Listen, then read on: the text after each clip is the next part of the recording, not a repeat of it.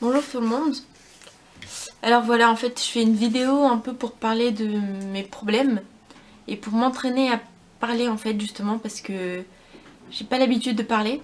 Je parle en général très peu, j'ai plus tendance à écouter les gens qu'à parler. Et surtout que je suis toute petite. Du coup, c'est un peu pour ça que je fais cette vidéo et enfin voilà quoi. Et puis il faut que je m'entraîne parce que j'ai des difficultés. Je commence des démarches de diagnostic pour comprendre d'où viennent ces difficultés. J'ai un doute, je sais que mes rayures me posent problème. Enfin, parce que je suis théoriquement zèbre, même si j'ai du mal à me faire à cette idée.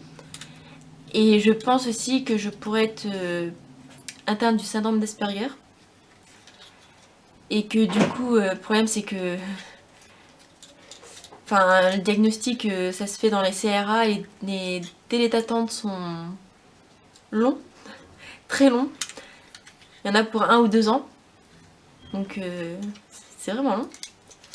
Et que il va falloir que je passe devant des psychologues, psychiatres et d'autres professionnels. Et que si je ne parle pas, ça risque d'être un peu compliqué parce que ça fait 1 an et demi, ça fait 1 an et demi que je commence à être suivie par des psychologues, psychiatres, tout ce que vous voulez. Et en général, ils savent pas trop quoi faire de moi. En général, on commence par parler de ma vie parce que j'ai une vie quelque peu chaotique. J'ai un parcours très compliqué depuis mon enfance en fait. J'ai eu des parents maltraitants. Ils nous ont jamais tapés, à part quelques petites fessées comme un peu tout le monde. Mais disons qu'ils étaient très négligents et qu'il y avait de la maltraitance psychologique de la part de ma mère qui était un vrai petit tyran, un bon petit dictateur. Et du coup, j'ai du mal à dire que c'est de la maltraitance parce que on s'est jamais fait tabasser par nos parents, avec mon frère et ma soeur, mais c'est quand même le mot qu'on peut mettre dessus et c'est le mot que les psys mettent dessus, donc du coup, faut bien que je l'utilise. Sinon, sinon j'ai aussi connu le harcèlement. Le harcèlement, j'ai envie de dire à l'école, mais c'est pas forcément que à l'école que ça s'est passé, donc je vais dire le harcèlement tout court. Parce que depuis. Ça a commencé à la maternelle en fait. Je commençais à être rejetée. Je me mettais déjà moi-même à l'écart, mais j'étais rejetée aussi parce que j'étais un peu bizarre, certainement. Mais en maternelle, ça reste assez rien quoi. C'est quelques petites insultes, puis on te laisse à l'écart et puis basta. Par contre, quand je suis rentrée à l'école primaire, ça a commencé à être des coups, des insultes des jeux aussi. Si jamais quelqu'un me touchait, c'était comme s'il avait attrapé la peste, il essayait de toucher les autres. C'était quand il y avait par exemple du sport ou qu'il fallait faire des groupes, c'est tout le monde. T'es la dernière, il y a personne qui veut de toi et du coup, le prof il a un peu pitié, il essaye de te mettre dans le groupe dans le groupe des moins cons. C'est les coups, c'est les croche-pieds, c'est on te pousse et tu te prends les crachats on te crache dessus. Enfin, c'était un peu ça, mais c'était pas que à l'école, c'était dès que j'étais dehors en fait, je me faisais insulter, je me suis fait frapper avec des branches, on me tapait avec des branches, je me suis pris des pétards dans les jambes, j'étais enfermée dans une poubelle. Enfin, oui, c'était le harcèlement à l'école et dehors. Donc c'était pas forcément simple à vivre, ça a commencé, enfin, ça s'est arrêté quand j'ai été placée en foyer. Parce que j'ai changé de ville et j'ai changé de collège. Mais sinon, du coup, toute la primaire, que ça a commencé un peu en maternelle, toute ma scolarité jusqu'à mon placement a été faite de harcèlement. Après, au collège, au collège, quand j'étais placée en foyer, j'étais plutôt tranquille, on me laissait dans mon coin. En général, je squattais avec mon frère. Parce que c'est ce que j'ai toujours un peu fait. Du coup, j'étais un peu tranquille. Au lycée, ça a été un peu plus compliqué parce que j'ai retrouvé des personnes de mon premier collège. Et même si certains, dans l'ensemble, c'était tous plus ou moins calmés, il y en a quand même un ou deux qui me faisaient des croche-pieds quand ils me croisaient dans les couloirs, qui me poussaient dans les escaliers. Et moi, j'avais encore en tête tout ce qui s'était passé, du coup, j'avais la trouille dès que j'ai croisé, c'était un peu l'enfer. Donc, ma vie, ça a été un peu l'enfer, surtout que, en plus de tout ça, de mes 10 ans à mes 13 ans, j'ai été violée plusieurs fois par, par, euh, par des gens par des gens que je connaissais, qui me harcelaient déjà, qui faisaient partie de mes harceleurs. Voilà. Et du coup, j'ai eu une enfance un peu compliquée. J'étais passée en foyer jusqu'à ma majorité après. Après, je suis retournée chez mon père, tout ça. Donc après, j'ai ma mère qui a eu la délicatesse de dire qu'elle voulait mourir à cause de moi et qu'elle a fait des tentatives de suicide après. D'ailleurs, s'est très certainement suicidée en octobre 2008. Mais pour l'instant, elle est juste... elle est juste considérée comme disparue parce qu'on n'a jamais retrouvé son corps. Donc il y a des recherches qui ont été faites en France et en Pologne, parce que ma mère était polonaise. Puis il n'y a aucune nouvelle d'elle nulle part, donc elle s'est très certainement suicidée. On pense. Du coup, forcément, j'ai eu du mal à le vivre aussi. Parce que j'avais 16 ans à l'époque, je venais tout juste d'avoir 16 ans quand elle m'a dit qu'elle voulait mourir. C'est aussi, c'est aussi vers cette époque-là que les souvenirs me sont montés de ce qui s'est passé quand j'étais petite, parce que comme j'ai vécu quand même beaucoup de choses, dont des choses vraiment traumatisantes, comme j'étais enfant, pour survivre, j'ai un peu occulté les choses. En fait, je les ai oubliées sans vraiment les oublier. J'avais des peurs qu'ils étaient là, mais j'avais plus les souvenirs. Et vers 15 ans, les souvenirs sont montés par des flashbacks. Et je me suis tout simplement cru complètement folle à cette époque. Je croyais que c'était pas possible, que mon cerveau il inventait des trucs, que je délirais totalement. Et mais en fait, j'ai eu la chance, c'est que ces types étaient assez cons pour s'être vantés, sans forcément dire les choses comme elles étaient. Hein. Ils m'ont fait passer pour une pute, tout simplement. Mais voilà. Et du coup, je me suis souvenu que Céline, la seule amie que j'avais quand j'étais petite, elle m'avait demandé une fois si c'était vrai, qu'il se passait des choses avec eux. Alors du coup, je lui ai demandé si elle se souvenait de ça. Si elle se souvenait de ça, et elle m'a dit que oui, elle m'a dit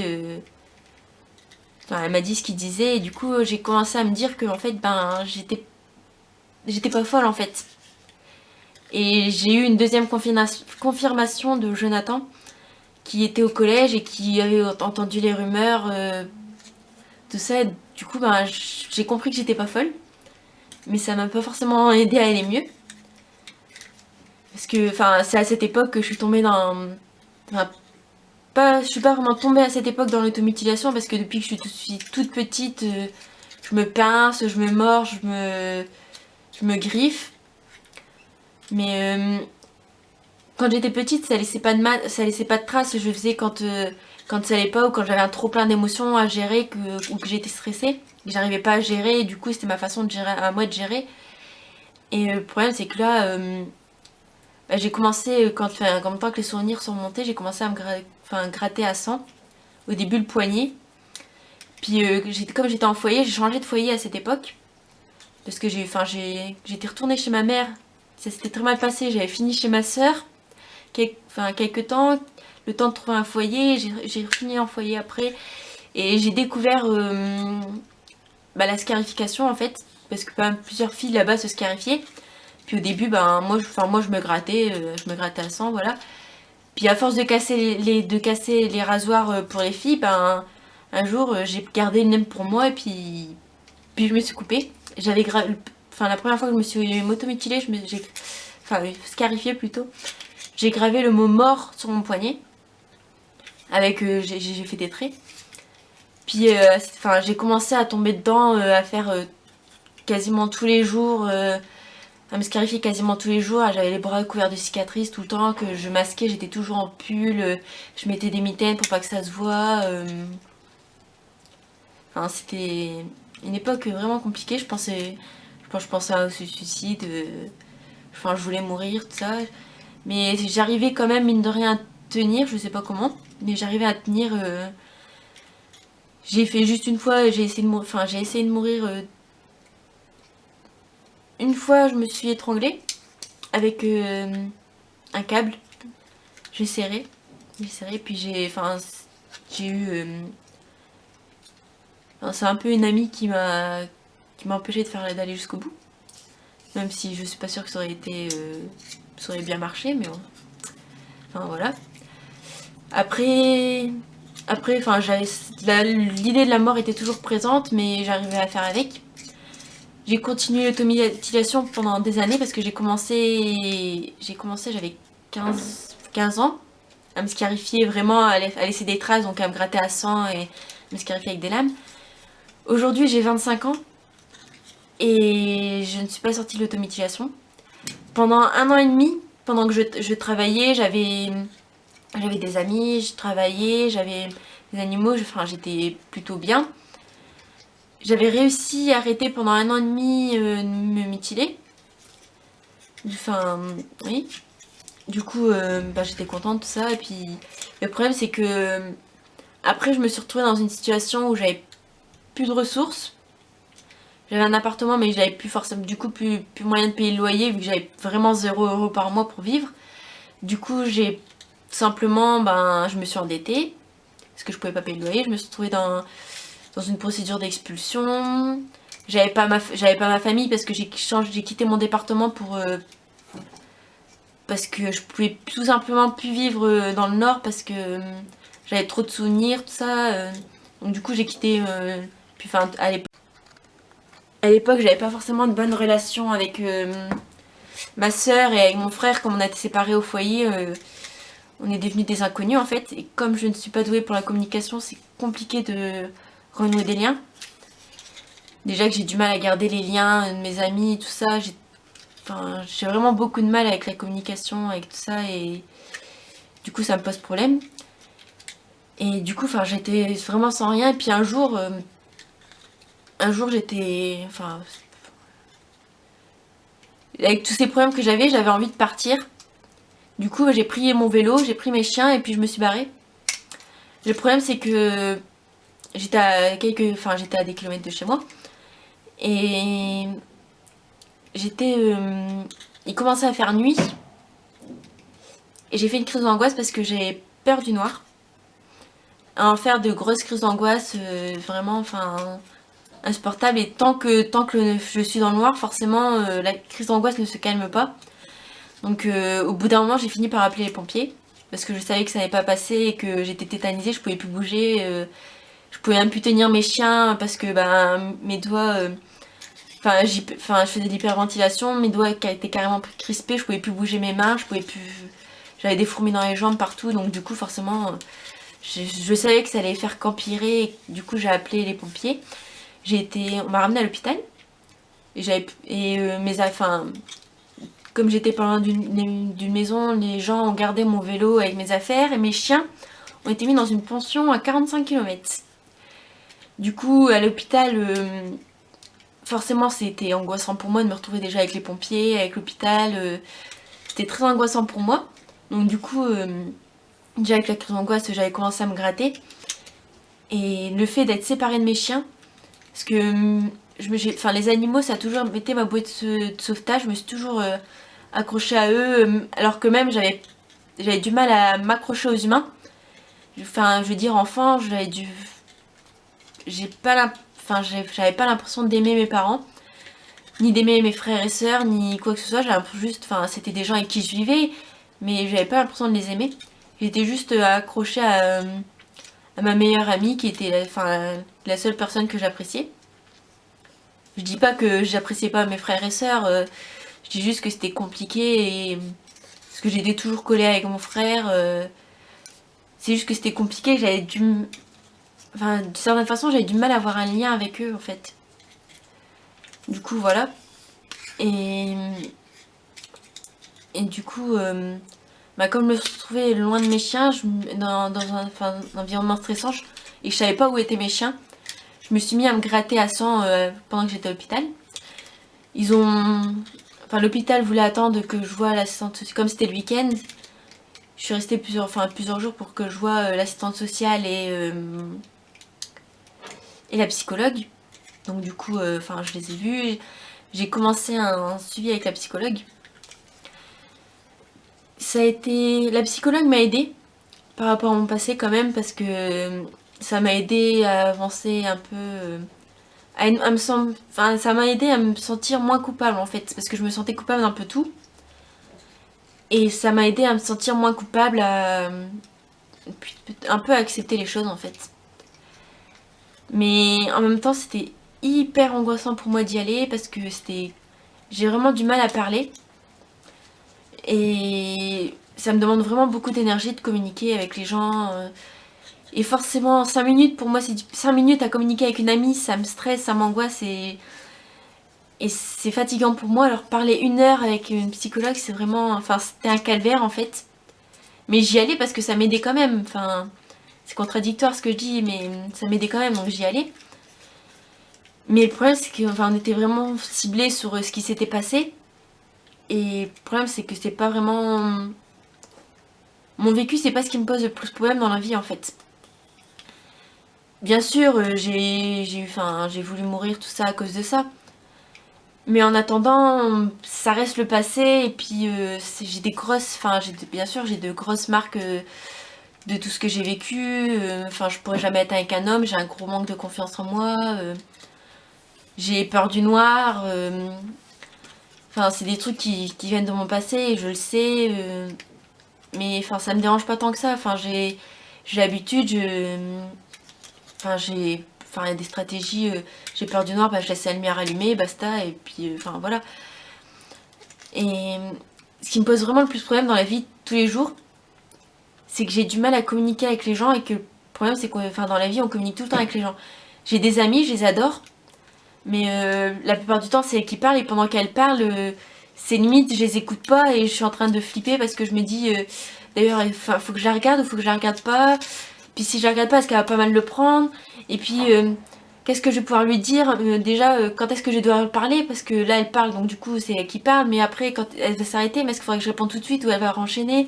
Ou alors, est-ce qu'il faut...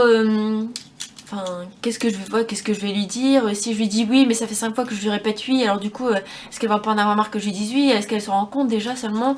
Est-ce qu'il faut que je trouve autre chose? Mais si je trouve autre chose, il faut que je trouve quoi? Qu'est-ce que sans que ça fasse répétitif, parce que en général, je répète les phrases. C'est un peu ça, c'est ce qui se passe dans ma tête quand on me parle en fait. Je panique, c'est la panique, je sais pas quoi dire, je sais pas comment me comporter, je sais pas... c'est un peu pénible, et c'est vraiment pénible en fait. Parce que autant les trucs, il y a des discours, j'ai l'habitude, on me demande d'aller chercher une baguette dans n'importe quelle boulangerie de France, j'y vais comme j'ai l'habitude, voilà, je demande, le discours c'est toujours la même chose. Il y a quelques, en général il y a peu de possibilités de changement, et ils sont prévisibles. Que par exemple, on me demande d'aller chez le médecin. Alors prendre rendez-vous, il n'y a pas de souci. Allô, bonjour, je vais prendre rendez-vous, c'est toujours le même dialogue. Il n'y a pas de souci. Mais aller chez le médecin, j'en suis un peu incapable en fait. C'est vraiment très dur pour moi, et la plupart, 90% du temps, je n'y vais pas. Donc, le médecin, ça fait, à part, récemment que j'en ai vu, mais sinon ça faisait des années que j'en avais pas vu, et voilà, je devrais aller chez le dentiste, c'est pareil, c'est vraiment un calvaire pour moi de parler, même avec mes amis.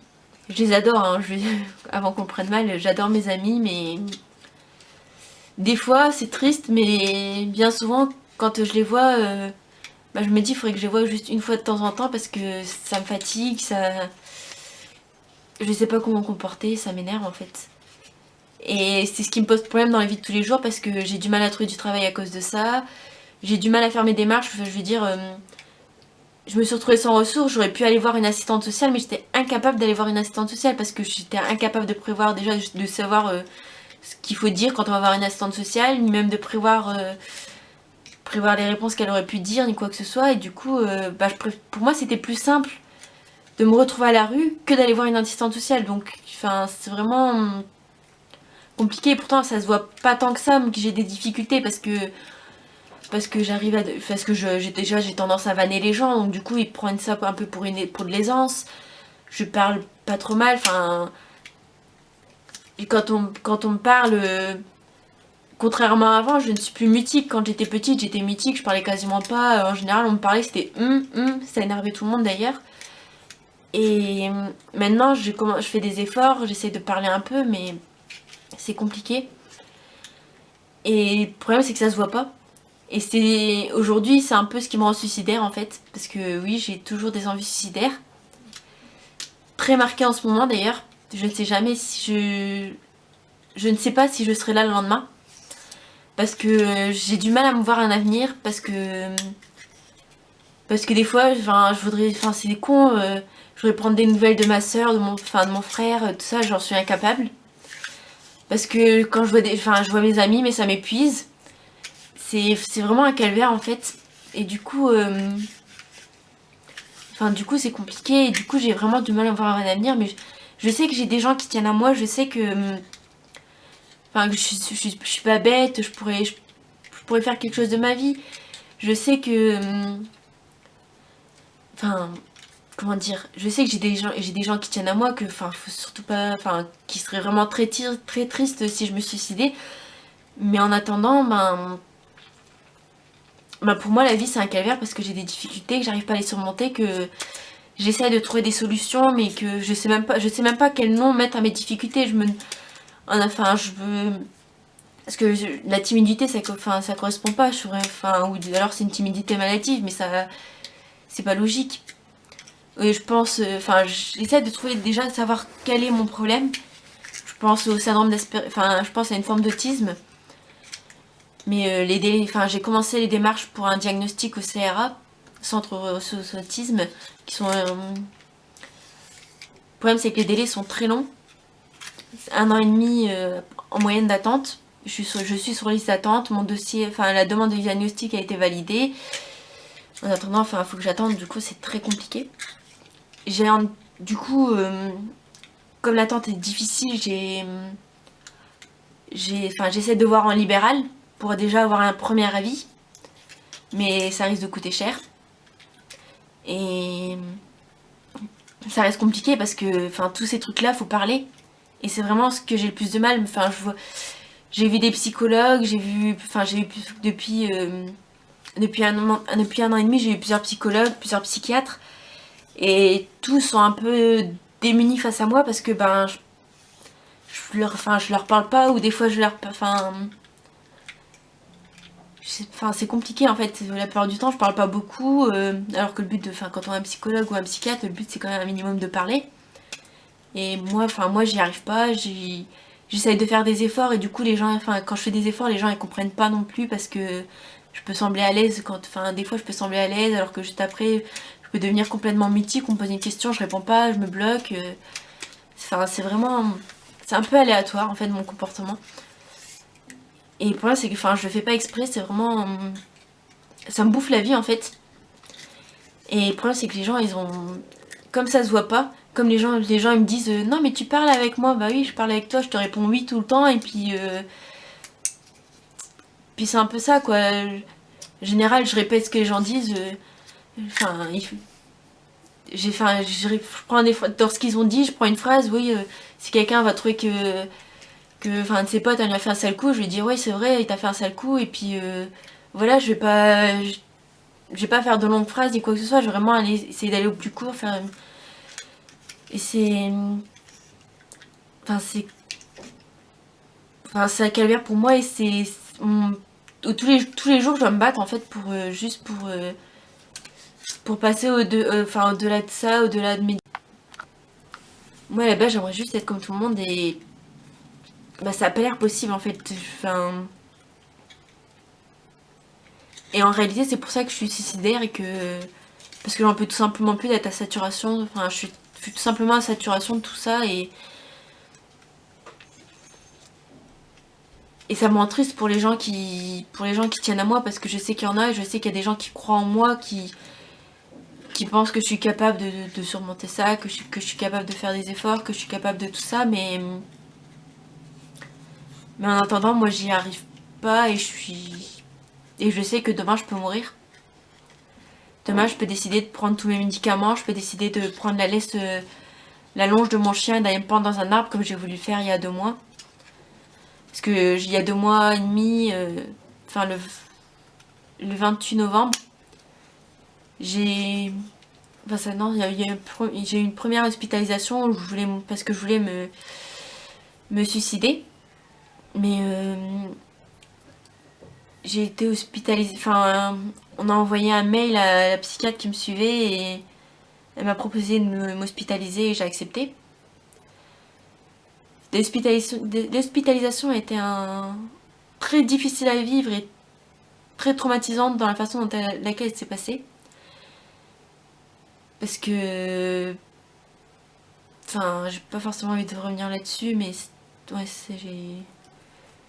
Enfin, j'en ai développé une peur panique des hôpitaux psychiatriques en tout cas. Et enfin, je suis rentrée chez moi 10 jours et j'ai voulu me pendre. Seulement, enfin, une amie était au courant. Et je lui ai promis que si l'aide arrivait avant que je sois morte, forcément, j'accepterais de les suivre. Alors du coup, ben, les pompiers, il y a eu les pompiers et enfin, l'hôpital qui m'a appelé. Parce qu'elle a prévenu l'hôpital et les pompiers. Du coup, j'ai accepté d'aller à l'hôpital. Parce que ben, j'avais promis à Laurine de le faire. J'ai été hospitalisée pendant 70 jours. Je suis sortie il y a 2 semaines. Ça a été très difficile. Mais j'ai rencontré des gens bien là-bas. J'ai rencontré des sacrées personnes que je suis contente d'avoir rencontrées. Je pense à Capu et à Caroline. Et le problème, c'est que ça fait 2 semaines que je suis sortie de l'hôpital et que même à l'hôpital, ils ont essayé de m'aider comme ils pouvaient, mais j'ai l'impression d'être un cas trop complexe pour tout le monde en fait. Parce que les gens, j'essaie de faire des efforts pour expliquer les choses, mais j'y arrive pas, et les gens, ils n'arrivent pas à... Forcément, ils comprennent pas, ils peuvent pas comprendre parce que j'arrive pas à expliquer, donc qu'est-ce qu'ils peuvent comprendre? Limite, on comprendrait mieux un chat parce que... Enfin, limite, ouais, on comprendrait mieux un chat qu'on peut comprendre moi. Parce que je suis complexe et que... Et du coup, je suis sortie de l'hôpital il y a 2 semaines et je sais que... aujourd'hui, depuis... rien n'a changé en fait. Chaque jour, j'essaie de lutter pour pas me suicider. Chaque jour, j'ai une envie de prendre tous les médicaments que j'ai, de tous les avaler parce que... Et que mon cœur il lâche parce que j'ai déjà fait une... Enfin, je ne suis pas à ma première tentative de suicide. Depuis 1 an et demi. Je ne suis pas à ma première tentative de suicide. J'ai déjà pris des médicaments et j'ai failli y passer. Du coup, j'avoue que si je devais mourir, je préfère privilégier ça pour... J'ai bien assez souffert dans ma vie pour souffrir pour mourir, mais l'idée de me pendre ne me dérange pas non plus.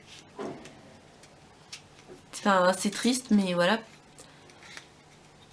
Et on pourrait me dire, oui, non, enfin là, ça va pas, faudrait que tu vois un psy, mais je vois déjà un psy. Je vois déjà un psychiatre. J'ai rendez-vous avec lui la semaine prochaine d'ailleurs. Je vais être suivie à l'hôpital 2 jours pour avoir un suivi assez régulier, mais j'ai rendez-vous la semaine prochaine aussi par rapport à ça. Mais le problème, c'est que j'ai beau voir des psys, j'ai beau prendre des médicaments, ben ça change pas. Parce que le problème, c'est... Mes difficultés, elles restent là, et comme mes difficultés, elles restent là, que c'est ça qui me donne envie de mourir, forcément, c'est compliqué de... Enfin, c'est compliqué de voir autrement, enfin, de voir au-delà de mes difficultés, alors qu'elles sont tellement présentes dans ma vie, elle me bouffe littéralement la vie, quoi. Mais bon. Et enfin, du coup, déjà, tous les jours, en fait, je lutte pour pas me suicider. Parce que je sais que je rendrai des gens tristes. J'en ai conscience. Et c'est un peu pour toutes ces personnes que je lutte, que j'essaye de tenir, que j'essaye de comprendre, de faire des démarches pour comprendre d'où viennent mes difficultés. Parce que si j'arrive à avoir un nom sur mes difficultés, qu'importe le nom que ça apporte, je pourrais peut-être finir par réussir à trouver de l'aide et avancer. J'espère. J'espère parce que la vie, enfin, même si je peux avoir un discours très noir des fois, il y a des bons moments dans la vie, j'en ai conscience, je suis avec mes amis, même si c'est compliqué, je passe de bons moments. Avec Nawel, je rigole tout le temps, on rigole comme des gogoles, et puis c'est bien, quoi. Mais voilà. Du coup, cette vidéo, elle est un peu là parce que je voulais m'entraîner à parler, parce que j'ai vraiment du mal à expliquer un peu mes difficultés. Parce que je fais derrière une vidéo, parce que je parle toute seule, il n'y a pas de gens, j'ai pas à me concentrer sur quoi que ce soit. C'est plus simple que si je devais parler en face à quelqu'un où il y a un échange, où forcément j'angoisserais parce que je ne serais pas... Je devrais gérer... je devrais gérer trop de choses. Du coup, voilà. Et du coup, je crois que je vais arrêter cette vidéo là. Parce que ça fait déjà un moment que je parle, en fait. Merci d'avoir... si vous avez regardé jusqu'à la fin. Vous avez été courageux, en tout cas. Et je suis désolée pour le sujet auquel je parle à la fin, parce que je sais que certaines personnes m'ont pas apprécié de savoir que je suis toujours très suicidaire. Que quand il me parle, c'est peut-être la dernière fois qu'il me parle. Mais au moins, sachez que je fais vraiment ce que je peux pour avancer, que je fais vraiment ce que je peux pour m'accrocher à la vie, et voilà, quoi. Voilà.